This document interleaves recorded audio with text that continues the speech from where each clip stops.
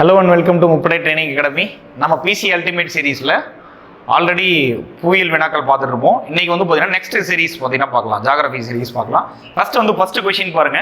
புவியின் வளிமண்டலம் டேஷ் சதவீத ஆக்சிஜன் மற்றும் டேஷ் சதவீத நைட்ரஜன் அளவை கொண்டுள்ளது அப்படின்னு சொல்லி கேட்டிருக்காங்க. அது ஒரு பேசிக்கான கொஸ்டின், ஓகேங்களா? இல்லை இதில் அட்மாஸ்பியரில் வரக்கூடிய கொஸ்டின், வளிக்கோளத்தில் வரக்கூடிய ஒரு அந்த டாப்பிக்கில் வரக்கூடிய ஒரு கொஸ்டின். சரி, அதுக்கு முன்னாடி வளிமண்டலம் என்ன அப்படின்னா என்ன சார் அப்படின்னு கேட்டிங்கன்னா, வளிமண்டலம் அப்படிங்கிறது புவியை சுற்றி காணப்படக்கூடிய வாயுக்களுடைய படலம் அல்லது காற்றினுடைய படலம். அது ஏன் சார் புவியை சுற்றி காணப்படுது அப்படின்னு சொல்லி கேட்டீங்கன்னா, ஈர்ப்பு விசையினால புவியை சூழ்ந்து வந்து பார்த்தீங்கன்னா காணப்படுது.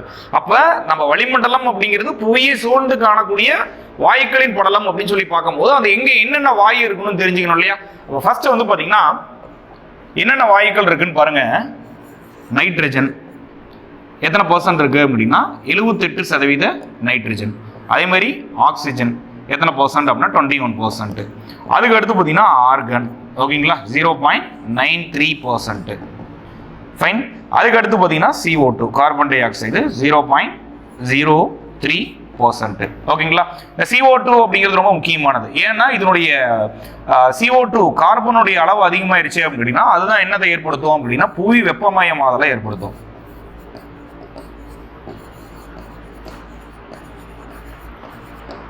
ஓகேங்களா? உங்களுக்கு ஒரு டவுட் வரலாம், சார் இப்போ நம்ம மனிதர்கள் சுவாசிக்கக்கூடிய வாயு அல்லது விலங்குகள் சுவாசிக்கக்கூடிய வாயு அல்லது வந்து பார்த்தீங்கன்னா தாவரங்கள் இரவு நேரத்தில் ஆக்சிஜனை தான் நம்மள மாதிரி தான் சுவாசிக்கிறாங்க அப்படின்னு தெரியும். சரி, இப்போ ஆக்சிஜனை கம்பேர் பண்ணும்போது ஏன் சார் நைட்ரஜன் அளவு அதிகமாக இருக்கு அப்படின்னு சொல்லி கேட்டிங்கன்னா, ஆக்சிஜன் வந்து அத்தியாவசிய உயிர் வாயு அப்படின்னு நம்ம சொல்றோம். ஆனா ஒரு தாவரங்கள் வளர்வதற்கு தேவையான எசென்சியல் நியூட்ரிஷன் எது அப்படின்னா நைட்ரஜன். உலகத்திலேயே வந்து பார்த்தீங்கன்னா தயாரிப்பாளர் தான் அதிகமாக இருக்காங்க. கரெக்டாக தானே? ப்ரொடியூசர் அப்படின்னு கேட்டிங்கன்னா தாவரங்கள், அவங்க தான் அதிகமாக இருக்காங்க. அப்போ அவங்களுக்கு தேவையான முதன்மை ஊட்டச்சத்து எது அப்படின்னா நைட்ரஜன். அதனால தான் வந்து பார்த்தீங்கன்னா ஆக்சிஜன் ஒப்பிடும் பொழுது நைட்ரஜன் வந்து பார்த்தீங்கன்னா அதிகமாக இருக்கு. 78% நைட்ரஜன் இருக்கு. ஓகேங்களா? சரி, அப்போ இந்த இதை வந்து ஃபில்அப் பண்ணீங்க அப்படின்னு கேட்டிங்கன்னா நல்லா பாருங்க. நம்ம எடுத்த உடனே சார் 78-21 நீங்க ஃபில் பண்ணிடுவீங்க, அப்படி கிடையாது. ஆக்சிஜன் எங்க இருக்கு அப்படின்னு பாருங்க. 21% ஆக்சிஜன் மற்றும் 78% நைட்ரஜன் வந்து பாத்தீங்கன்னா இருக்கு. எந்த ஆப்ஷன் கரெக்டா வரும் அப்படின்னா சி. ஓகேங்களா? சரி, ஓகே, ஃபைன். அடுத்த கொஸ்டின் பார்ப்போமா? டேஷ் என்ற கருவி ஈரப்பதத்தை அளக்க பயன்படுகிறது அப்படின்னு சொல்லி கேட்டிருக்காங்க. இதை நீங்க பார்த்தாலே பாத்தீங்கன்னா ஆன்சர் சொல்லிடுவீங்க. சார் எக்ஸாம்ல இப்படியே கேட்பாங்களா அப்படின்னு சொல்லி தெரியணும் இல்லையா? அப்படி கேட்க மாட்டாங்க, கொஞ்சம் மாத்தி கேட்காங்க. அதுக்கு மாத்தி கேட்பாங்க. அதுக்கு முன்னாடி வந்து பாத்தீங்கன்னா ஈரப்பதம் அப்படின்னா என்ன பார்த்தலாம் சார்? ஈரப்பதம் அப்படின்னா என்னன்னு பார்த்தலாமா? அப்படின்னா என்ன மீனிங்? ஈரப்பதம் அப்படின்னா என்ன அப்படின்னா ஒரு பகுதியில் இருக்கக்கூடிய காற்றில் உள்ள நீராவியின் அளவு. ஓகேங்களா? ஈரப்பதம் அப்படின்னா ஒரு பகுதியில் இருக்கக்கூடிய காற்றில் இருக்கக்கூடிய நீராவியின் அளவு. அதை தான் நம்ம என்ன சொல்லுவோம் அப்படின்னா ஈரப்பதம் அப்படின்னு சொல்லுவோம். ஓகேங்களா? நார்மலா ஈரப்பதத்தை அளக்கக்கூடிய மீட்டர் என்ன சார் அப்படின்னு கேட்டீங்கன்னா இங்கே ஈரநிலை மானி அப்படின்னு சொல்லிட்டு இருக்கு. சார் இது வந்து எக்ஸாம்பிள் இப்படி கேட்பாங்களா அப்படின்னு கேட்டீங்கன்னா அப்படி கேட்க மாட்டாங்க. ஏன்னா ஆப்ஷனை பார்த்தாவே நீங்க எழுதிடுவீங்க. ஓகேங்களா? உங்களோட பாத்தீங்கன்னா கொஸ்டின் எடுக்கிறவங்க கண்டிப்பா ஸ்மார்ட்டா தான் வந்து பாத்தீங்கன்னா இருப்பாங்க. அதனால இன்னொரு பேர் இருக்கு பாருங்க, ஹைக்ரோமீட்டர். ஹைக்ரோமீட்டர்.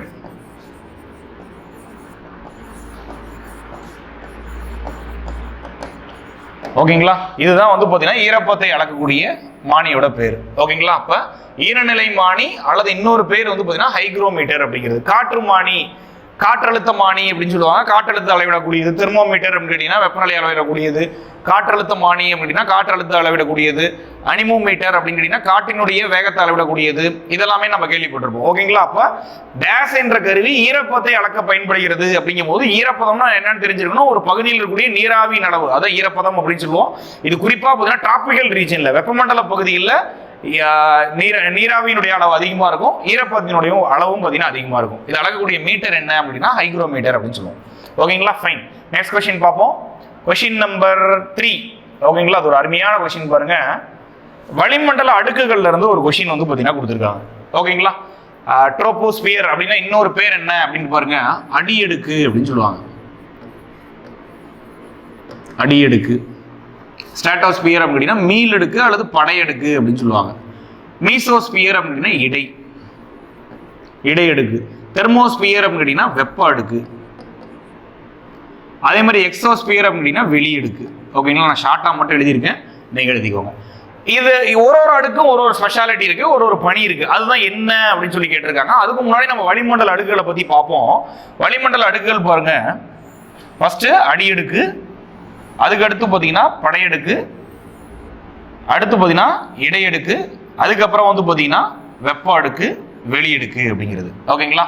இப்போ இது பேர் தான் வந்து பார்த்தீங்கன்னா ஃபர்ஸ்ட் ட்ரோபோஸ்பியர். இங்கிலீஷ்ல நான் டீ மட்டும் போடுறேன்.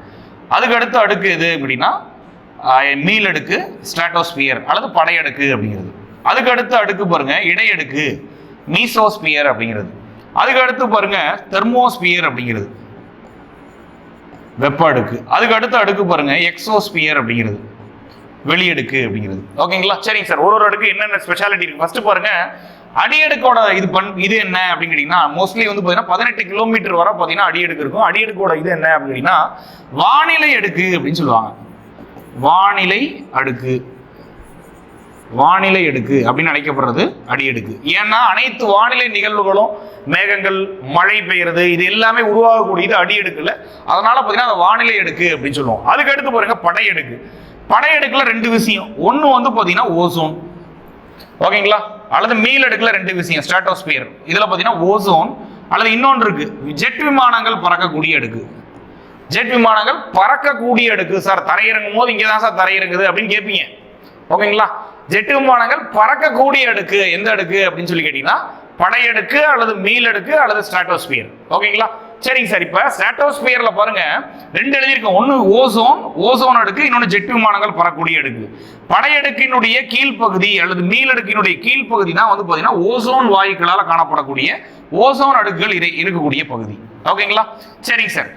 ஃபர்ஸ்ட் அடியடுக்கு அப்படின்னா வானிலை அடுக்குன்னு பார்த்துட்டோம். படையடுக்கு அப்படிங்கும் போது படையடுக்கினுடைய கீழ்ப்பகுதி ஓசோன் இருக்கு. அதனால பார்த்தீங்கன்னா ஓசோன் அடுக்கு சூரியன்ல இருந்து வரக்கூடிய புற ஊதா கதிர்கள்ல இருந்து நம்மளை பாதுகாக்குது அப்படின்னு சொல்லியிருக்கோம். அதுக்கு அடுத்து ஜெட் விமானங்கள் பறக்கக்கூடிய அடுக்குன்னு பார்த்துட்டோம். அதுக்கு அடுத்து அடுக்கு பாருங்க மீசோஸ்பியர் அப்படிங்கிறது. ஓகேங்களா? இந்த டைம் எஸ்ஐ எக்ஸாம்ல அந்த கொஸ்டின் கேட்டிருந்தாங்க. ஓகேங்களா? இடையடுக்கு மீசோஸ்பியர் அப்படின்னா இடையடுக்குன்னு சொல்லுவாங்க. இருக்கிறதுலே குளிர்ந்த அடுக்கு அதுதான். இருக்கிறதுலே குளிர்ந்த அடுக்கு எது? அனைத்து வளிமண்டல அடுக்குலையும் குளிர்ந்த அடுக்கு எது அப்படின்னா மீசோஸ்பியர் தான். இங்க வந்து பாத்தீங்கன்னா விண்கற்கள் எரிவிக்கக்கூடிய அடுக்கு. விண்கற்கள் எரிவிக்கக்கூடிய அடுக்கு எது அப்படின்னு கேட்டீங்கன்னா மீசோஸ்பியர் அப்படிங்கிறது. அதுக்கு அடுத்த அடுக்கு பாருங்க தெர்மோஸ்பியர், வெப்ப அடுக்கு அப்படிங்கிறது. இந்த வெப்ப அடுக்கினுடைய கீழ்ப்பகுதியில தான் என்ன இருக்கு அப்படின்னா அயனி அடுக்கு அப்படின்னு சொல்லுவாங்க. வெப்ப அடுக்கினுடைய கீழ்ப்பகுதியில தான் அயனி அடுக்கு அப்படின்னு சொல்றாங்க. இருக்கிறதுலே வெப்பமான அடுக்கு என்ன அடுக்கு? வெப்ப அடுக்கா இருக்கும். ஓகேங்களா? இதனுடைய கீழ்ப்பகுதி தான் அயனி அடுக்கு அப்படின்னு சொல்லுவாங்க. நாம் அனுப்பக்கூடிய ரேடியோ அலைகள் புவிக்கு திரும்பும் அடுக்கு எது அப்படின்னு கேட்டீங்கன்னா அந்த அயனி அடுக்கு அப்படிங்கிறது. சில புக்ல என்ன கொடுத்துருப்பாங்கன்னு சொல்றேன் கேளுங்க. இடையடுக்குல இருந்து திரும்பும் அப்படின்னு சொல்லியிருப்பாங்க. ஓகேங்களா? ரேடியோ அலைகள் இடையடுக்குல இருந்து மீண்டும் புவிக்கு திரும்புது அப்படின்னு சொல்லியிருப்பாங்க. அது தவறு. ஓகேங்களா? ரேடியோ அலைகள் திரும்பும் அடுக்கு என்ன அடுக்கு அப்படின்னா அயனி அடுக்கு தான் ரேடியோ அலைகள் திரும்பக்கூடிய அடுக்கு. அது எங்க இருக்கு சார் அப்படின்னு சொல்லி கேட்டீங்கன்னா வெப்ப அடுக்குல இருக்கு. நல்லா கவனிங்க, தெளிவா கவனிக்கணும். மீளடுக்கு அல்லது படையடுக்கு அல்லது ஸ்ட்ராட்டோஸ்பியர், இதனுடைய கீழடுக்கு, இதனுடைய கீழ்ப்பகுதி ஓசோன் லேயர் இருக்கக்கூடிய ஓசோன் அடுக்கு. அதே மாதிரி வெப்ப அடுக்கினுடைய அடிப்பகுதி என்னது அப்படின்னா அயனி அடுக்கு அல்லது அயனோஸ்பியர் அப்படின்னு சொல்லுவாங்க. அங்கிருந்து தான் என்ன ரிட்டர்ன் ஆகும்? ரேடியோ அலைகள் திரும்பும் அப்படின்னு சொல்லி பார்த்துருக்கோம். எக்ஸோஸ்பியர் வெளியடுக்கு அப்படிங்கிறது வந்து பாத்தீங்கன்னா அந்த அரோரா கேள்விப்பட்டிருப்பீங்களா? அரோராக்கள் ஏற்படக்கூடிய அடுக்கு. அரோரா போரியாலிசிஸ் வட துருவ ஜோதி, அரோரா ஆஸ்ட்ரேலிசிஸ் தென் துருவ ஜோதி அப்படின்னு சொல்லி கேள்விப்பட்டிருப்பீங்களா? அதெல்லாம் ஏற்படக்கூடிய அடுக்கு எக்ஸோஸ்பியர். நெக்ஸ்ட் வந்து பாத்தீங்கன்னா ஈர்ப்பு விசை குறைவா இருக்கக்கூடிய அடுக்கு எது அப்படின்னா வெளியடுக்கு தான். ஓகேங்களா? கிட்டத்தட்ட 1600 கிலோமீட்டருக்கு மேல இருக்கக்கூடிய அடுக்கு. அதனால பாத்தீங்கன்னா ஈர்ப்பு விசை குறைவா இருக்கக்கூடிய அடுக்கு எது அப்படின்னா வெளியடுக்கு அப்படிங்கிறது. இது அப்படியே இங்க மேட்ச் பண்ணுங்க பார்க்கலாம். ட்ரோபோஸ்பியர் அப்படிங்கிறது எங்க வரும்? வானிலை அடுக்கு. கரெக்டுங்களா? அடுத்து ஸ்ட்ராட்டோஸ்பியர் அப்படிங்கிறது எங்க வரும் அப்படின்னு சொல்லி கேட்டீங்கன்னா ஜெட் விமானங்கள் பறக்கக்கூடிய அடுக்கு. அடுத்து பாருங்க மீசோஸ்பியர் அப்படின்னு கேட்டீங்கன்னா விண்கற்கள் எரிவிக்கக்கூடிய அடுக்கு. எஸ்ஏ எக்ஸாம்ல கேட்ட கொஸ்டின் சொல்லியிருந்தா எஸ்ஏ எக்ஸாம்ல இந்த கொஸ்டின் கொண்டு மனிதர்களை விண்கற்கள்ல இருந்து பாதுகாப்பு அளிக்கக்கூடிய அடுக்கு எது அப்படின்னு சொல்லி பார்த்தீங்கன்னா கேட்டிருந்தாங்க. என்ன அடுக்கு அப்படின்னா இடையடுக்கு மீசோஸ்பியர் அப்படின்னு சொல்லுவோம். அதுக்கடுத்து பாருங்க தெர்மோஸ்பியர் அல்லது வெப்ப அடுக்கு. இந்த வெப்ப அடுக்கினுடைய கீழ்ப்பகுதி என்னன்னு பார்த்துருப்போம், நம்ம அயனி அடுக்குன்னு பார்த்துருப்போமா? சரி, ஓகே. அதுக்கடுத்து எக்ஸோஸ்பியர் அல்லது வெளியடுக்கு, ஈர்ப்பு விசை குறைவான அடுக்கு. ஓகேங்களா? சரி, ஓகே. நெக்ஸ்ட் வந்து பாருங்க, இதுல நீங்க எப்படி ஆன்சர் பண்ணணும் அப்படிங்கிறது பாருங்க. அப்படியே 4, 5, 2, 1, 3 அப்படி போடக்கூடாது. ஓகேங்களா? நல்லா பாருங்க, ஸ்ட்ராட்டோஸ்பியர் அடி அடுக்கு, இதுக்கு என்ன வந்திருக்கு? வானிலை அடுக்கு. அப்ப வானிலை அடுக்கு அப்படிங்கும் போது 4. ஓகேங்களா? ஏக்கு 4. அதே மாதிரி ஸ்ட்ராட்டோஸ்பியர் பிக்கு எங்க வரும் அப்படின்னா ஜெட் விமானங்கள் 3. கரெக்டா? அதே மாதிரி சிக்கு மீசோஸ்பியர் விண்கற்கள் எரிவிக்கூடிய அடுக்கு 5. கரெக்டா? அதே மாதிரி தெர்மோஸ்பியர் அயனி அடுக்கு 1. அதே மாதிரி எக்ஸோஸ்பியர் வெளியடுக்கு புவியீர்ப்பு விசை குறைவான அடுக்கு 2. இப்படிதான் ஆன்சர் பண்ணுமே ஒழிய நீங்க எல்லாத்தையும் ஃபில் அப் பண்ணிட்டு 5 4 5 2 1 3 அப்படி பார்த்தீங்கன்னா ஆன்சர் பண்ணக்கூடாது, பொறுத்துக்கு. ஓகேங்களா? சில பேர் அப்படி ஆன்சர் பண்றீங்க, நான் அதனால சொல்றேன். ஓகேங்களா? இதை பேஸா வச்சுட்டு தான் பொறுத்துக்களை நீங்க அப்படி பார்க்கணும். ட்ரோபோஸ்பியர் வானிலை அடுக்கு நான் ஃபர்ஸ்ட் ஏக்கு 4 வரும். அதே மாதிரி ஸ்ட்ராட்டோஸ்பியர் என்ன அடுக்கு அப்படின்னு கேட்டீங்கன்னா ஜெட் விமானங்கள் பறக்கக்கூடிய அடுக்கு பிக்கு 3. இப்படிதான் பார்க்கணுமே ஒழிய நீங்க எல்லாம் ஃபில் அப் பண்ணிட்டு இப்படி எழுதக்கூடாது. ஓகேங்களா? சரி, ஓகே, ஃபைன். இது ரொம்ப முக்கியமான ஒரு அடுக்கு, முக்கியமான டாபிக் சார். இந்த வானிலை அடுக்கு அப்படிங்கிறது கேர்ஃபுல்லா நோட் பண்ணீங்க. புரியலன்னா இன்னொரு டைம் பாருங்க. ஓகேங்களா? சரி, ஓகே சார். அடுத்து பாருங்க, கிளைமேட் அப்படிங்கிற சொல் கிளைமா என்ற பண்டைய டேஸ் மொழியிலிருந்து பெறப்பட்டது அப்படின்னு சொல்லி கேட்டிருக்காங்க. கிளைமேட் அப்படிங்கிறது பண்டைய டேஸ் மொழியிலிருந்து பெறப்பட்டது அப்படின்னு சொல்லுவாங்க. பண்டைய மொழி அப்படிங்கும் போது 2 அடிச்சு விட்டுருங்க. பண்டைய மொழின்னா ஒண்ணு என்னவா இருக்கணும்? கிரேக்க மொழியா இருக்கணும், இல்ல லாட்டின் மொழியா இருக்கணும். ஓகேங்களா? இது என்ன அப்படின்னு கேட்டீங்கன்னா கிரேக்க மொழி. ஓகேங்களா? கிளைமேட் அப்படிங்கிற சொல் கிளைமா அப்படிங்கிற பண்டைய கிரேக்க மொழியிலிருந்து பார்த்தீங்கன்னா வந்ததுதான் வந்து பார்த்தீங்கன்னா இதனுடைய இந்த வேர்டு, இதனுடைய பொருள் வந்து பார்த்தீங்கன்னா சாய்வு கோணம் அப்படின்னு அர்த்தம். ஓகேங்களா? இதனுடைய பொருள் சாய்வு கோணம் அப்படின்னு பார்த்தீங்கன்னா சொல்லுவாங்க. ஓகேங்களா? சரி, ஓகே சார். இந்த கிளைமேட் அப்படின்னு என்ன சார்? சார், நீண்ட கால வானிலையின் சராசரி, அது பேர் தான் என்னது? கிளைமேட் அப்படின்னு சொல்லுவோம். ஓகேங்களா? கிளைமேட் அப்படிங்கிற சொல் கிளைமோ அப்படிங்கிற கிரேக்க சொல்ல இருந்து தான் வந்திருக்கும். அதனுடைய பொருள் என்ன அப்படின்னு சொல்லி கேட்டீங்கன்னா அதனுடைய பொருள் சாய்வு கோணம் அப்படின்னு சொல்லுவோம். சரி சார், இப்போதைய கிளைமேட் அப்படின்னா என்ன சார்? காலநிலை அப்படின்னா என்ன அப்படின்னா நீண்ட கால வானிலையின் சராசரி. நீண்ட காலம்னா எவ்வளவு சார் அப்படின்னா 30 இருந்து 35 ஆண்டு கால வானிலையின் சராசரி தான் நம்ம என்ன சொல்லுவோம் அப்படின்னா காலநிலை அப்படின்னு வந்து பாத்தீங்கன்னா சொல்லுவோம். ஓகேங்களா? அதே மாதிரி இன்னொன்று இருக்கு சார், இதோட தொடர்புடைய மான்சூன் கேள்விப்பட்டிருப்பீங்களா? மௌசிம் அப்படிங்கிற அரபிக் வேர்ட்ல இருந்து வந்திருக்கும். இது அப்படின்னா என்ன மீனிங் அப்படின்னு பருவக்காற்று, பருவகாலம் அப்படின்னு சொல்லி மீனிங் அப்படின்னு சொல்லி கேள்விப்பட்டிருப்பீங்களா? சரி, ஓகே, இதையும் நோட் பண்ணிக்கோங்க. அடுத்து பாருங்க, கொஸ்டின் நம்பர் 5. 4 மணி மழைப்பொழிவு என அழைக்கப்படும் மழைப்பொழிவு எது அப்படின்னு சொல்லி கேட்டிருக்காங்க. ஃபர்ஸ்ட் பாருங்க, மழைப்பொழிவினுடைய வகைகள் வந்து பாத்தீங்கன்னா பாத்துக்கோங்க. மழைப்பொழிவின் வகைகள் டோட்டலா 3 வகையான மழைப்பொழிவு இருக்கு. ஒன்னு வந்து பாத்தீங்கன்னா வெப்பசலன மழைப்பொழிவு.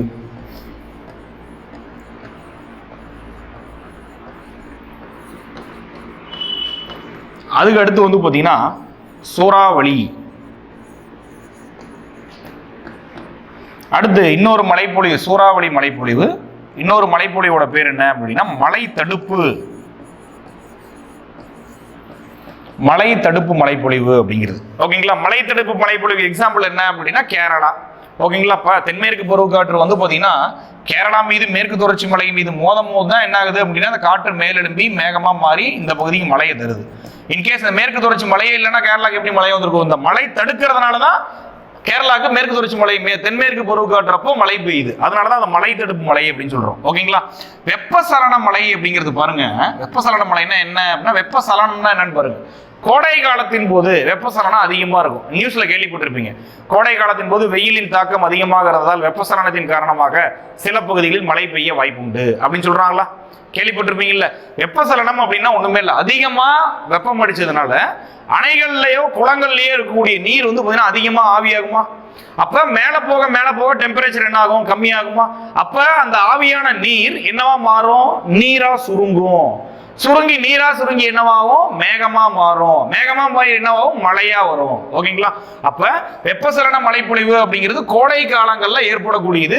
இதனுடைய பேர் தான் என்ன அப்படின்னா 4 மணி மழைப்பொழிவு அப்படின்னு சொல்லுவாங்க. இதனுடைய பேர் தான் 4 மணி. மோரலஸ் இந்த 3 to 5 அந்த டைம்ல வந்து பாத்தீங்கன்னா பெய்யும். இப்ப கோடை காலம் இப்போ கிடையாது. மேபி கோடை காலத்துல கொஞ்சம் திரும்பி பாருங்க, உங்களுக்கே ஞாபகம் வரும். கோடை காலங்கள்ல ஒரு 3 இருந்து 5 மணி வரை, 5 மணிக்குள்ள எப்போ மழை பெஞ்சிருக்கும். அந்த மழைப்பொழிவோட பேர் தான் என்ன சொல்லுவாங்க அப்படின்னா 4 மணி மழைப்பொழிவு அப்படின்னு சொல்லுவாங்க.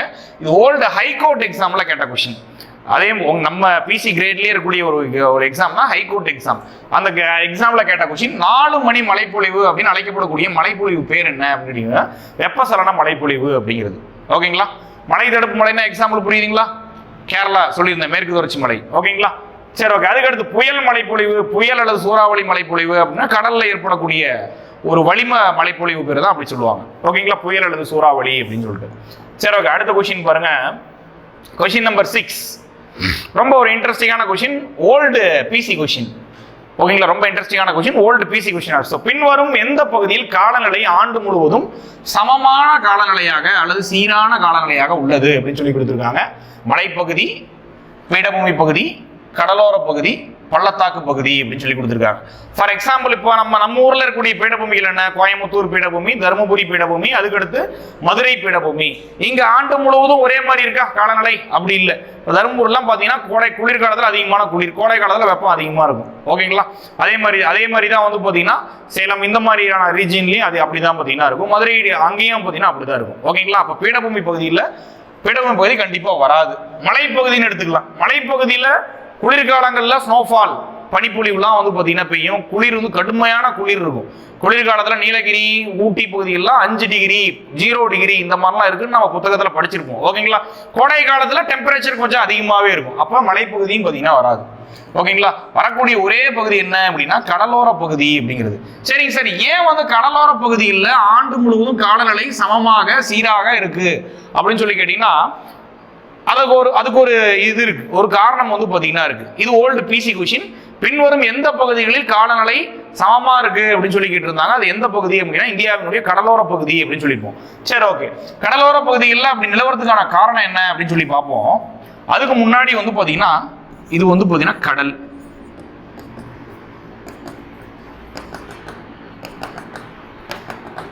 இது வந்து பாத்தீங்கன்னா நிலம். அதுக்கு முன்னாடி ஒரு ஈக்குவேஷன் தெரிஞ்சுங்க. நான் வந்து பாத்தீங்கன்னா இங்கிலீஷ்ல எழுதுறேன், தமிழ்ல சொல்லும் போது நீங்க எழுதிங்க. காற்றழுத்தம், அட்மாஸ்பரிக் பிரஷர், காற்றழுத்தம் இன்டைரக்ட்லி ப்ரொபோர்ஷனல் டு டெம்பரேச்சர். ஓகேங்களா? காற்றழுத்தம் அப்படிங்கிறது வெப்பநிலைக்கு எதிர்த்தகவுல இருக்கும். அதாவது எங்கெல்லாம் காற்றழுத்தம் அதிகமா இருக்கோ உங்க வெப்பநிலை கம்மியா இருக்கும். எங்கெல்லாம் காற்றழுத்தம் குறைவா இருக்கோ உங்க வெப்பநிலை எப்படி இருக்கும் அப்படின்னா அதிகமா இருக்கும். அதனாலதான் இன்டைரக்ட்லி ப்ரொபோர்ஷனல் அப்படின்னு சொல்லியிருக்கோம். காற்றின் திசை பாருங்க, காற்றின் திசை எப்படி இருக்கும் அப்படின்னு சொல்லி கேட்டீங்கன்னா எப்பவுமே நீங்க இதுல படிச்சதுதான். காற்றழுத்தம் அதிகம் உள்ள பகுதியில் இருந்து காற்றழுத்தம் குறைவா உள்ள பகுதியை நோக்கி இருக்கு. ஓகேங்களா? ஃபர்ஸ்ட் இது பாருங்க, ஈக்குவேஷன் பாருங்க. காற்றழுத்தம் வெப்பநிலைக்கு எதிர்த்தகவுல இருக்கும். கரெக்டா? அப்ப எங்கெல்லாம் காற்றழுத்தம் அதிகமா இருக்கோ அங்க வெப்பநிலை கம்மியா இருக்கும். எங்கெல்லாம் காற்றழுத்தம் குறைவா இருக்கோ அங்க வெப்பநிலை அதிகமா இருக்கும். காற்றின் திசை எப்படி இருக்குன்னு பாருங்க. காற்றழுத்தம் அதிகமா உள்ள பகுதியிலிருந்து காற்றழுத்தம் குறைவா உள்ள பகுதியை நோக்கி இருக்கும். அல்லது வளிமண்டல அழுத்தம் அல்லது அழுத்தம் அப்படின்னு கூட பாத்தீங்கன்னா சொல்லுவாங்க. சரி, ஓகே. இங்க வாங்க, இங்க அப்படியே இதை அப்ளிகபிள் பண்ணுங்க. பகல் நேரத்துல வந்து பாத்தீங்கன்னா பகல் நேரத்துல கடலை ஒப்பிடும் பொழுது நிலம் சீக்கிரமா பாத்தீங்கன்னா ஹீட் ஆயிடும். ஓகே, நிலம் அப்படிங்கிறது சீக்கிரமா ஹீட் ஆயிடும், சீக்கிரமா கூலிங் ஆயிடும். ஓகேங்களா? அப்ப பகல் நேரத்துல ஒரு 10 o'clock 11 o'clockலாம் என்ன ஆகுது அப்படின்னா நிலம் வந்து ஹீட் ஆயிருது. ஆனா கடல் வந்து பாத்தீங்கன்னா அப்படி கிடையாது. அது ஹீட் ஆகிறதுக்கும் லேட் ஆகும், கூல் ஆகிறதுக்கும் லேட் ஆகும். பகல் டைம்ல பாருங்க, கடலை ஒப்பிடும் பொழுது நிலத்துல வந்து டெம்பரேச்சர் எப்படி இருக்கு அப்படின்னா அதிகமா இருக்கு. ஓகேங்களா? டெம்பரேச்சர் அதிகமா இருந்தா பிரஷர் எப்படி இருக்கும், காற்றழுத்தம் எப்படி இருக்கும், குறைவா இருக்குமா? பகல் நேரத்துல கடல்ல வந்து பாத்தீங்கன்னா டெம்பரேச்சர் நிலத்தை ஒப்பிடும் பொழுது குறைவாகவும், டெம்பரேச்சர் குறைவா இருந்தா எது அதிகமா இருக்கும், பிரஷர் வந்து அதிகமா இருக்கும். கரெக்டா? அப்ப பகல் நேரத்துல பாருங்க, கடல்ல காற்றழுத்தம் அதிகமா இருக்கு, நிலத்துல காற்றழுத்தம் குறைவா இருக்கு. கரெக்டா? அப்ப காற்றினுடைய திசை எப்படி இருக்கும்? அழுத்தம் அதிகமா உள்ள பகுதியிலிருந்து அழுத்தம் குறைவா உள்ள பகுதின்னு பார்ப்போமா? இங்க அழுத்தம் அதிகமா உள்ள பகுதினா எது? கடல். அங்கிருந்து எதை நோக்கி வீசும்? நிலத்தை நோக்கி வீசும். இது பேர் தான் கடல் காற்று அப்படின்னு சொல்லுவோம். ஓகேங்களா? சரி, ஒரு நாளுடைய அதிகபட்ச வெப்பநிலை எப்ப சார் பதிவாகுது? 2 மணிலிருந்து 4 மணி வரை பதிவாகுது. கரெக்ட் தானே? ஒரு நாளுடைய அதிகபட்ச வெப்பநிலை மதியம் 2 மணிலிருந்து 4 மணி வரை பாத்தீங்கன்னா பதிவாகுது. அதுக்கப்புறம் வெப்பநிலை கம்மியாயிட்டே வருது. ஏன்னா சன் வந்து பாத்தீங்கன்னா செட் ஆக ஆரம்பிச்சிருது, சூரியன் மறைய ஆரம்பிச்சதுனால நிலம் வந்து பாத்தீங்கன்னா கூலிங் ஆகிட்டே வருது.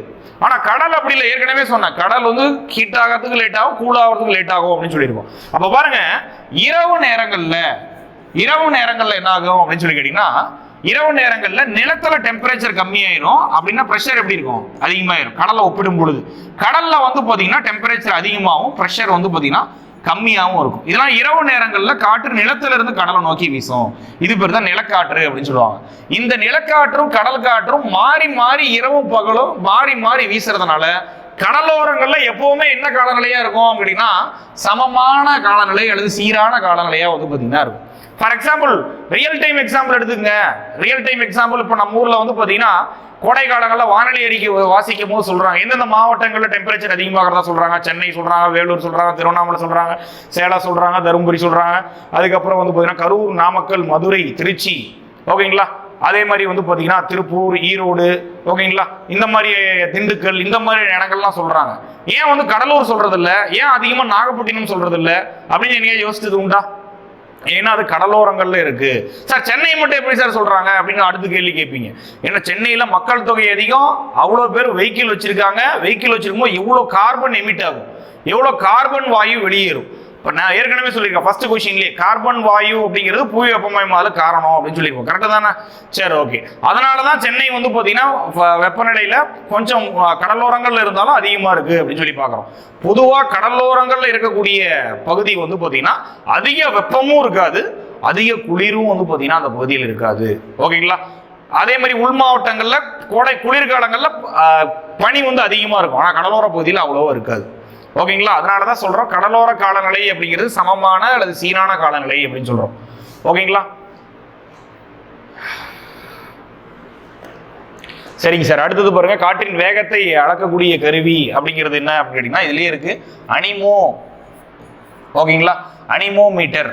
ஓகேங்களா. அதுதான் பாத்தீங்கன்னா காற்றினுடைய வேகத்தை அளக்கக்கூடிய கருவி, அளவிடக்கூடிய கருவி அப்படின்னு சொல்லுவாங்க. அல்லது இன்னொரு பேர் கூட புக்ல கொடுத்துருப்பாங்க, ஃபியாஃபோர்ட் அப்படின்னு சொல்லி கொடுத்துருப்பாங்க. Okay fine. இதெல்லாம் சிம்பிளான கொஸ்டின். அதுக்கு அடுத்து பாருங்க, வானொலி அலைகளை, ரேடியோ வேவ்ஸ், ரேடியோ அலைகளை பிரதிபலிக்கும் அடுக்கு எது? ஆல்ரெடி முன்னாடியே பார்த்துருக்கோம். என்ன அடுக்கு? வெளியடுக்கா, அயனி அடுக்கா, இடையடுக்கா, மீள் அடுக்கா? வெளியடுக்குன்னு என்ன பார்த்துருப்போம்? புவியீர்ப்பு விசை குறைவான அடுக்கு. இன்னொரு வந்து பார்த்தீங்கன்னா அரோரா விண்ணொலி அப்படின்னு சொல்லி பார்த்துருப்போமா? அயனி அடுக்கு தான் என்ன பார்த்துருப்போம்? அயனி அடுக்கு அப்படிங்கிறது எந்த அடுக்குல இருக்கு? வெப்ப அடுக்குல இருக்கு. வெப்ப அடுக்கினுடைய அடிப்பகுதி என்னவா இருக்கு? அயனி அடுக்கு அப்படின்னு சொல்லி பார்த்துருப்போமா? அந்த அயனி அடுக்குல இருந்தா என்ன திரும்ப வருது? வானொலி அலைகள் பிரதிபலிக்கப்படுது. ஓகேங்களா. அதுக்கடுத்து இடையடுக்கு இருக்கிறது குளிர்வான அடுக்கு, விண்கற்கள் எரிவிக்கக்கூடிய அடுக்குன்னு பார்த்துருப்போமா? மீளடுக்கு அல்லது படையடுக்கு என்னன்னு பார்த்துருப்போம்? மீளடுக்கு அல்லது படையடுக்கு. மீளடுக்கினுடைய கீழ்ப்பகுதி ஓசோன் அடுக்கு. நெக்ஸ்ட் ஜெட் விமானங்கள் பறக்கூடிய அடுக்குன்னு பார்த்துருப்போமா? அப்ப சரியான விடை எது? அயனி அடுக்கு அல்லது வெப்ப அடுக்கு அப்படிங்கிறது. கிழக்கு இமயமலை எவ்வாறு அழைக்கப்படுகிறது? ஓகேங்களா. கிழக்கு இமயமலை அப்படிங்கிறது எவ்வாறு அழைக்கப்படுகிறது அப்படின்னு சொல்லிட்டு ஒரு நல்ல கொஸ்டின். ஓகேங்களா. இமயமலையை டோட்டலாக நம்ம மூணா பிரிப்போம். ஓகேங்களா. இமயமலையை சும்மா நான் ரஃபா வரையறேன் பாருங்க. இமயமலையை நம்ம மூணா பிரிப்போம். ஒன்று வந்து பார்த்தீங்கன்னா மேற்கு இமயமலை, இன்னொன்று வந்து பார்த்தீங்கன்னா கிழக்கு இமயமலை, அடுத்து வந்து பார்த்தீங்கன்னா சென்டரில் இருக்கக்கூடிய இமயமலை அப்படின்னு சொல்லிட்டு ஒரு மூணா பிரிப்போம். இதில் மேற்கு இமயமலை அப்படிங்கிறது என்ன சொல்லுவோம் அப்படின்னா மேற்கு அல்லது டிரான்ஸ் அல்லது திபெத்தியன் அப்படின்னு சொல்லுவோம். மேற்கு அல்லது டிரான்ஸ் அல்லது திபெத்தியன் இமயமலை அப்படின்னு சொல்லுவோம். கிழக்கு இமயமலையோட இன்னொரு பேர் என்ன அப்படின்னா பூர்வாஞ்சல், பூர்வாஞ்சல் குன்றுகள் அப்படின்னு நம்ம சொல்லுவோம். கரெக்டா? அப்ப பாருங்க, கிழக்கு இமயமலையினால எவ்வாறு அழைக்கப்படுகிறதுன்னு கேட்டிருக்காங்க. சாயாத்ரி, பூர்வாத்ரி, பூர்வாஞ்சல், சிவாலிக் அப்படிங்கிறது. சாயாத்ரி அப்படிங்கிறது பார்த்தீங்கன்னா மேற்கு தொடர்ச்சி மலையோட வடபகுதியினுடைய பேரு, அது பேர் தான் சாயாத்ரி அப்படின்னு சொல்லுவோம். மேற்கு தொடர்ச்சி மலையோட வடபகுதி. பூர்வாத்ரி அப்படிங்கிறது கிழக்கு தொடர்ச்சி மலையோட இன்னொரு பேரு. ஓகேங்களா. அப்ப கிழக்கு இமயமலை அப்படின்னா ஆல்ரெடி இங்கேயே பார்த்துருப்போம். கிழக்கு இமயமலைனா என்ன அப்படின்னா பூர்வாஞ்சல் குன்றுகள் அப்படின்னு அழைக்கப்படுறது தான் என்ன அப்படின்னா கிழக்கு இமயமலை. சிவாலிக்னா என்ன அப்படின்னு கேட்டீங்கன்னா இங்க இருக்கு இல்லையா இமயமலை, இந்த இமயமலையினுடைய உயரம் குறைவான, இமயமலையின் உயரம் குறைவான மற்றும் தொடர்ச்சியற்ற மலைத்தொடர்.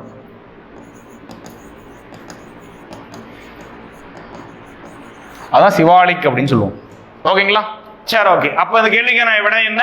கிழக்கு இமயமலை அப்படின்னு அழைக்கப்படுறது பூர்வாஞ்சல், மேற்கு இமயமலை இன்னொரு பேரு டிரான்ஸ் அல்லது திபெத்தியன். ஓகேங்களா. அதே மாதிரி மேற்கு தொடர்ச்சி மலையோட வடபகுதியோட பேரு சாயாத்ரி, கிழக்கு தொடர்ச்சி மலையோட இன்னொரு பேரு பூர்வாத்ரி அப்படின்னு சொல்லி அழைப்போம். சரி, ஓகே. அடுத்து பாருங்க, கொஸ்டின் நம்பர் 10. 5 டிகிரி வட தென் அச்சங்களுக்கு இடையே காணப்படும் பகுதி. ஓகேங்களா, அதெல்லாம் பார்த்தீங்கன்னா ஆப்ஷனை பார்த்தாலே போட்டுடலாம். இது வந்து 0 டிகிரி, இது 23 டிகிரி வடக்கு, இது 23 டிகிரி தெற்கு, அதே மாதிரி இது 66 டிகிரி வடக்கு, இது 66 டிகிரி தெற்கு. 0 டிகிரி, 23 டிகிரி வடக்கு, 66 டிகிரி வடக்கு, 23 டிகிரி தெற்கு, 66 டிகிரி தெற்கு. ஓகேங்களா, அப்போ வெப்பமண்டலம் அப்படின்னு என்னது? கடகரேகையிலிருந்து மகர ரேகை வர இருக்கக்கூடிய பகுதி தான் வெப்பமண்டலம் அப்படின்னு சொல்லுவோம். 23 டிகிரி வடக்குல இருந்து 66 டிகிரி வடக்கு வர, 23 டிகிரி தெற்குல இருந்து 66 டிகிரி தெற்கு வர இருக்கக்கூடியது மிதவெப்ப மண்டலம் அப்படின்னு சொல்லியிருப்போம். அதே மாதிரி 66 டிகிரி வடக்குல இருந்து 90 டிகிரி வடக்கு வர, 66 டிகிரி தெற்குல இருந்து 90 டிகிரி தெற்கு வர இருக்கிறது, 90 டிகிரி தெற்கு வர இருக்கிறது துருவ பகுதி அப்படின்னு சொல்லி பார்த்திருப்போம். அதெல்லாம் போன கிளாஸ்லயே நம்ம பார்த்திருப்போம். ஓகேங்களா, இங்க என்ன கேட்கறாங்கன்னு பாருங்க, 5 டிகிரி வட தென் அச்சங்களுக்கு இடையே. இது வந்து 0, இது 23. இந்த 0க்கும் 23க்கு நடுவுல தான் 5 டிகிரி இருக்கும். கரெக்டா தானே? 5 டிகிரி வட தென் அச்சம் அப்படிங்கிறது இருக்கு. இந்த ஆப்ஷன் வைஸ் போகலாம். நிலநடுக்கோட்டு தாழ்வழுத்த பகுதி, துணை வெப்பமண்டல உயரழுத்த மண்டலம், துணை வெப்ப உயரழுத்த மண்டலம், துணை துருவ தாழ்வழுத்த மண்டலம், துருவ உயரழுத்த மண்டலம். ஓகேங்களா, அப்படியே அடிங்க. ஓகேங்களா, துருவம் கண்டிப்பா வராது.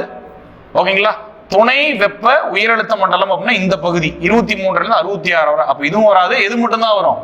நிலநடுக்கோட்டு தாழ்வழுத்த மண்டலம். ஏன்னா 5 டிகிரி அப்படிங்கிறது எதுக்கு பக்கத்துல இருக்கு? 0 டிகிரிக்கு பக்கத்துல இருக்கு. 0 டிகிரி பக்கத்துல தான் என்ன கோடு? நிலநடுக்கோடு. அவ்வளவுதான். ஓகேங்களா, சரி, ஓகே, ஃபைன். சார், இது ஏன் இந்த பகுதி வெப்பமண்டலம்னு பாக்குறோம், இது ஏன் மித வெப்பமண்டலம்னு பாக்குறோம், இது ஏன் துருவ பகுதிங்கிற பாக்குறோங்கிறது போன அல்டிமேட் சீரீஸ்ல நான் சொல்லியிருப்பேன். ஓகேங்களா, சரி, ஓகே, அது ஒரு டைம் ரெஃபர் பண்ணிக்கோங்க. சரி, ஓகே, அதுக்கு அடுத்து பாருங்க, வளிமண்டல கீழடுக்கின் மேல் எல்லை எவ்வாறு அழைக்கப்படுகிறது அப்படின்னு சொல்லி கேட்டிருக்காங்க. வளிமண்டல கீழடுக்குன்னா என்ன அடுக்கு சார் அப்படின்னு கேட்டீங்கன்னா ட்ரோபோஸ்பியர். ட்ரோபோஸ்பியர் அதனுடைய மேல் எல்லை எவ்வாறு அழைக்கப்படுகிறது? ஆப்ஷன் பார்த்தாலே போட்டுடலாம். ட்ரோபோபாஸ், ஸ்ட்ரைட்டோபாஸ், மீசோபாஸ், அயனோஸ்பியர் அப்படின்னு சொல்லியிருக்காங்க. வளிமண்டல கீழடுக்கோட பேரு ட்ரோபோஸ்பியர் அப்படின்னா அதனுடைய மேல் எல்லை என்னவா வரும்? ட்ரோபோபாஸ். ஓகேங்களா, ஓகே, ஃபைன். அடுத்த கொஸ்டின் பார்ப்போம். 12th கொஸ்டின் பாருங்க, வளிமண்டலத்தில் நைட்ரஜன் வாயு இருக்கு. நைட்ரஜன் வாயு எத்தனை பர்சன்ட்? 78% இருக்கு அப்படின்னு கண்டுபிடிச்சவர் யாரு அப்படின்னு சொல்லி கேட்கறாங்க. யாரு அப்படின்னா டேனியல் ரூதர்ஃபோர்டு அப்படிங்கிறவர். பிரிஸ்ட்லி அப்படிங்கிறவர் என்ன பண்ணிருப்பாரு அப்படின்னா 21% ஆக்சிஜனை கண்டுபிடிச்சவர் ஜோசப் பிரிஸ்ட்லி அப்படிங்கிறவர். டேனியல் ரூதர்ஃபோர்டு அப்படிங்கிறவர் 78% நைட்ரஜன் இருக்குன்னு கண்டுபிடிச்சவர் டேனியல் ரூதர்ஃபோர்டு. நிக்கோலஸ் கோபர்னிகஸ் அப்படிங்கிறவர் வந்து பாத்தீங்கன்னா சூரிய மைய கோட்பாடு அப்படின்னு சொல்லுவாங்க. நிக்கோலஸ் கோபர்னிகஸ் அப்படிங்கிறவர் சோலார் சென்ட்ரிக் தியரி. ஓகேங்களா, சன் சென்ட்ரிக் தியரி, சூரிய மைய கோட்பாட்டை வெளியிட்டவர் யாரு அப்படின்னா நிக்கோலஸ் கோபர்னிகஸ் அப்படின்னு நம்ம சொல்லுவோம். ஓகேங்களா, சரி, நோட் பண்ணி வச்சுக்கோங்க. அடுத்து பாருங்க 13th, வெப்ப அடுக்கின் கீழ்ப்பகுதியில வாயுக்களின் அளவு சீராக இருப்பதால் அது எவ்வாறு அழைக்கப்படுகிறது அப்படின்னு சொல்லி பார்த்திருப்போம். வெப்ப அடுக்கு, இதுதான் வெப்ப அடுக்கு அப்படின்னு வச்சுக்கோங்க. வெப்ப அடுக்கினுடைய கீழ்ப்பகுதி தான் அயனிகள் அடுக்கு அப்படின்னு சொல்லி பார்த்திருப்போமா? அயனிகள் அடுக்கு அப்படின்னு சொல்லி நம்ம பார்த்திருப்போம். ஓகேங்களா, வெப்ப அடுக்கினுடைய கீழ்ப்பகுதியில வந்து பாத்தீங்கன்னா வாயுக்கள் வந்து சீரா இருக்கிறதுக்கு என்ன பேரு அப்படின்னு சொல்லி கேட்டுதான். சீரா இருக்குன்னாலே அது என்ன மீனிங்? ஓகேங்களா, சீரா இருக்கு அப்படின்னாலே பாத்தீங்கன்னா அதனுடைய இது ஹோமோஸ்பியர் அப்படின்னு வந்து பாத்தீங்கன்னா சொல்லுவாங்க. ஓகேங்களா, வெப்ப அடுக்கினுடைய கீழ்ப்பகுதி வாயுக்களின் அளவு சீரா இருக்கிறதுனால அதனுடைய பேர் என்ன அப்படின்னா ஹோமோஸ்பியர் அப்படின்னு சொல்லுவாங்க. சீரற்று இருந்ததுன்னா அது பேரு ஹெட்ரோஸ்பியர் அப்படின்னு சொல்லுவோம். ஓகேங்களா, நெக்ஸ்ட் கொஸ்டின் பாருங்க. நெக்ஸ்ட் கொஸ்டின், வெப்ப சூறாவளி ஆஸ்திரேலியாவில் அதனுடைய பேர் என்ன அப்படின்னு சொல்லி கேட்டிருக்காங்க. வெப்ப சூறாவளியோட பேர் ஆஸ்திரேலியாவில் அதனுடைய பேர் என்ன அப்படின்னா வில்லி வில்லி அப்படிங்கிறது. ஓகேங்களா, உதாரணத்துக்கு பாருங்க, ஹரிகேன் அப்படின்னா எங்க அப்படின்னா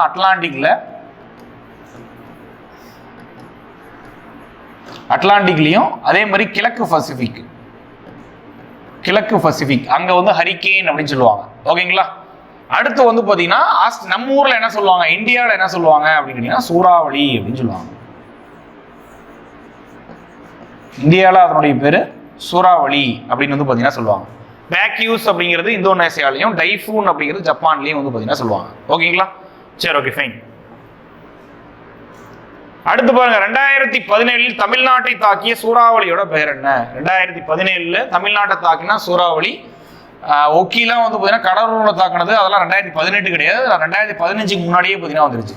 வார்தா புயல் 2016 12/12/2016 அப்படின்னு நினைக்கிறேன். வார்தா புயல். ஒக்கி புயல் அப்படிங்கிறது தான் சரியான விடை. கன்னியாகுமரியை வந்து பார்த்தீங்கன்னா தாக்குனுச்சு. ஓகேங்களா. கஜான்னா தஞ்சாவூர், ஒக்கி அப்படின்னு கேட்டீங்கன்னா கன்னியாகுமரியை வந்து பார்த்தீங்கன்னா தாக்கியிருக்கும் 2017. வார்தா அப்படிங்கிறது 2016, சென்னையை வந்து பார்த்தீங்கன்னா தாக்கியிருக்கும். தானே அப்படிங்கிறது 2013 முன்னாடி நினைக்கிறேன். கடலூரை வந்து பார்த்தீங்கன்னா தாக்கியிருக்கும். இந்தியாவில் அதிக மழைப்பொழிவை பெறக்கூடிய இடம் எது அப்படின்னா சிம்லாவா, மிசோரமா, ஸ்ரீநகரா, ஷில்லாங்கா அப்படின்னு சொல்லி கேட்டிருக்காங்க. இந்தியாவில் அதிக மழை பெறும் பகுதி ஸ்ரீநகரா, மௌசின்ராமா, சிம்லாவா, மௌசின்ராமா, ஸ்ரீநகரா, ஷில்லாங்கான்னு கேட்டிருக்காங்க. பார்த்தோன்னே ஆன்சர் சொல்லிடலாம். எந்த பகுதி? மௌசின்ராம் அப்படிங்கிறது. ஓகேங்களா. எவ்வளவு மழைப்பொழிவு? 1.41 சென்டிமீட்டர். இந்தியாவோட சராசரி மழைப்பொழிவு, இந்தியாவின் சராசரி மழைப்பொழிவு 1.18 சென்டிமீட்டர் அப்படிங்கிறது. ஓகேங்களா. இதுல இந்தியாவோட சராசரி மழைப்பொழிவு 118 சென்டிமீட்டர். அதிக மழை பெறும் பகுதி மௌசின்ராம்.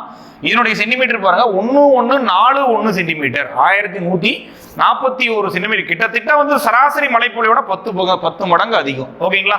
ஷில்லாங் அப்படிங்கிறது ஓல்டு பிசி கொஷின். ஷில்லாங் அப்படிங்கிறது வந்து பாத்தீங்கன்னா ஷில்லாங் பீடபூமி. ஓகேங்களா. இந்தியாவில் அதிக மழை பெறும் பீடபூமி, அதிக மழை பெறும் பீடபூமி அப்படின்னு சொல்லிட்டு ஒரு வார்த்தை கொடுத்தா மட்டும்தான் நீங்க எதை எழுதணும்? ஷில்லாங்னு எழுதணும். இந்தியாவில் அதிக மழை பெறும் இடம் அப்படின்னு கேட்டா என்னது? மௌசின்ராம் தான். ஓகேங்களா. இந்தியாவில் அதிக மழை பெறும் பீடபூமி எது அப்படின்னு கேட்டா மட்டும் தான் திரும்ப சொல்றேன் என்ன எழுதணும்? ஷில்லாங் பீடபூமி அல்லது மேகாலயா பீடபூமின்னு எழுதணும். இந்தியாவில் அதிக மழை பெறும் பகுதி அல்லது இடம் எது அப்படின்னா மௌசின்ராம் தான். ஓகேங்களா. குறைவான மழைப்பொழிவு இடம்னா ஜெய்சல்மார். ஓகேங்களா. நெக்ஸ்ட் எக்ஸாம்ல கூட கேட்டிருந்தாங்களே, ஜெய்சல்மார் காற்று பூங்கா எங்க இருக்கு? ஜெய்சல்மார் ராஜஸ்தான்ல இருக்கும். அப்ப ஜெய்சல்மார் காற்று பூங்கா எங்க இருக்கும்? ராஜஸ்தான்ல தான் இருக்கும். அவ்வளவுதான். ஓகேங்களா. சரி, ஓகே, ஃபைன். அடுத்து பாருங்க, இது பேரு வந்து பாத்தீங்கன்னா தலக்காற்று அப்படின்னு சொல்லுவாங்க. ஓகேங்களா. தலக்காற்று அப்படிங்கிறது. ஓகேங்களா. சரி, தலக்காற்றுன்னா என்ன சார் அப்படின்னு கேட்டீங்கன்னா, ஃபர்ஸ்ட் காற்றுன்னா என்னன்னு பாருங்க. காற்று அப்படின்னு கேட்டீங்கன்னா கிடைமட்டமா வாயுக்களினுடைய கிடைமட்ட நகர்வு அப்படின்னு சொல்லுவாங்க. கிடைமட்டமா நகரக்கூடிய வாயுக்களோட பேரு காற்று அப்படின்னு சொல்லுவோம். ஓகேங்களா. இதுல வந்து பாத்தீங்கன்னா 4 டைப் இருக்கு. கோள் காற்று, அடுத்து வந்து பாத்தீங்கன்னா காலமுறை காற்று, அடுத்து மாறுதலுக்கு உட்பட்ட காற்று,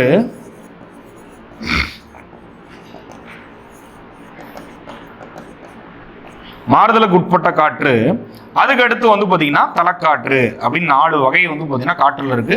காற்றினுடைய வேகத்தை அளக்கக்கூடியது அனிமோமீட்டர் முன்னாடி பார்த்திருப்போம். கோள் காற்று அப்படின்னா ஆண்டு முழுவதும் ஒரே திசையை நோக்கி வீசக்கூடிய காற்றோட பேர் கோள் காற்று அப்படின்னு சொல்லுவோம்.